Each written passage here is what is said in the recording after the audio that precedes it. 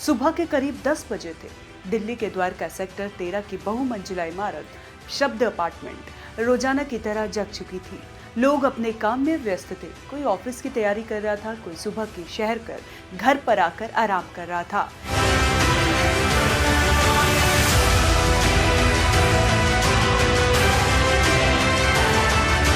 लेकिन अचानक सब कुछ बदल गया, बहुत तेजी से और बहुत दर्दनाक तरीके से। 7वीं मंजिल से धुआं उठता दिखा, चीखे चिल्लाने की आवाजें आने लगी। लोग समझ में ही नहीं पाए कि आखिर हुआ क्या।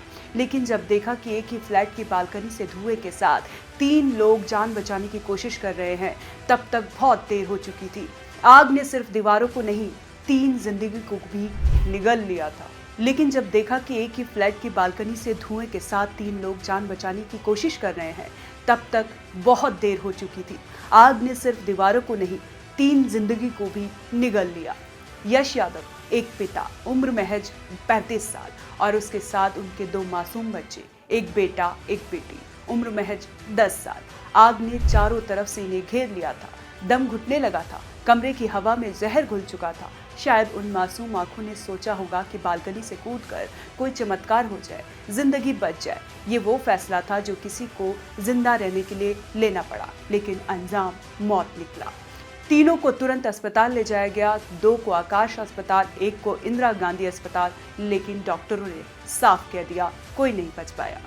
वो 2 बच्चे जो शायद कुछ ही घंटे पहले मस्ती कर रहे होंगे, झगड़ भी रहे होंगे, अपने पापा से टॉफी मांग रहे होंगे, अब बस इस दुनिया में नहीं रहे। और वो पिता जो शायद अपनी जान देकर बच्चों को बचाना चाहता हो, वो भी नहीं बचा। दिल्ली फायर सर्विस को सुबह 10 बजे फोन आया। 8 दमकल गाड़ियां भेजी गई। दमकल कर्मियों ने जान हथेली पर रखकर फ्लैट में घुसने की कोशिश की, लेकिन तब तक वो 3 जिंदगियां जा चुकी थी। बचाव कार्य जारी रहा। इमारत से कुल 5 लोग घायल हालत में निकाले गए। 2 अन्य अभी अस्पताल में इलाज के लिए भर्ती हैं। फायर डिपार्टमेंट ने बताया कि सभी घायलों को दमकल कर्मियों के पहुंचने से पहले ही स्थानीय लोग अस्पताल भेज चुके थे। अब सबसे बड़ा सवाल, आग लगी कैसे? जांच जारी है। शॉर्ट सर्किट था या किसी इलेक्ट्रॉनिक उपकरण में खराबी, सिलेंडर का रिसाव या कोई और चूक, कोई साफ जानकारी नहीं है। लेकिन एक बात साफ है, शहर की सुरक्षा व्यवस्था एक बार फिर सवालों के घेरे में है। शब्द अपार्टमेंट जैसे पॉश रिहायशी इलाके में भी अगर आग लगने पर लोग अपनी जान न बचा पाए, तो बाकी इलाकों की हालत क्या होगी? क्या इस इमारत में फायर अलार्म काम कर रहा था? क्या आग बुझाने के उपकरण मौजूद थे?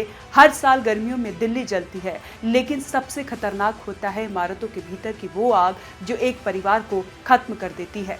ऐसे हादसों की आदत नहीं होनी चाहिए हमें।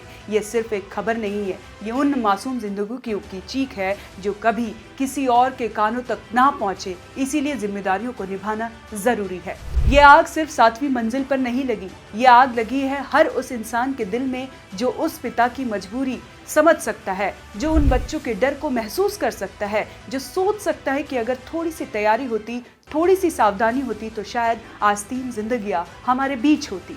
ये सिर्फ एक परिवार का अंत नहीं है, ये हमारे सिस्टम की एक और नाकामी की कहानी है। और जब तक हम इसे बदलते नहीं, तब तक ऐसी खबरें आती रहेंगी। बालकनी से कूदते मासूम, जलते सपने और बुझते रिश्ते। आपसे बस इतनी गुजारिश है, अपने घर में फायर अलार्म लगाएं, बिजली की वायरिंग समय समय पर चेक कराएं, गैस के सिलेंडर और उपकरणों को संभालिए और अपने बच्चे को सिखाइए कि खतरे के वक्त क्या करना है।